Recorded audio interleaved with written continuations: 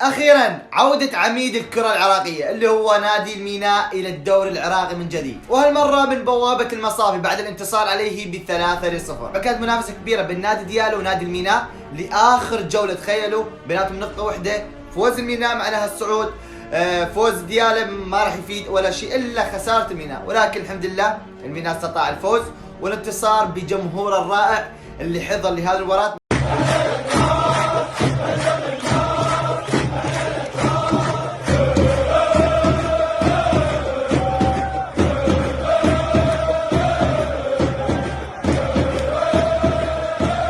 الميناء معروف جماهير وفية وعنده غير على ناديها، من البصرة لبغداد مسافة بعيدة، وكل هذا عادي لخاطر الميناء. في نهاية المباراة طلع مدرب المصافي وسوى مشكلة كبيرة بأن المباراة مبيوعة من نائب نادي المصافي نفسه. طلع على نادي الميناء وقال هذا الشيء كذب.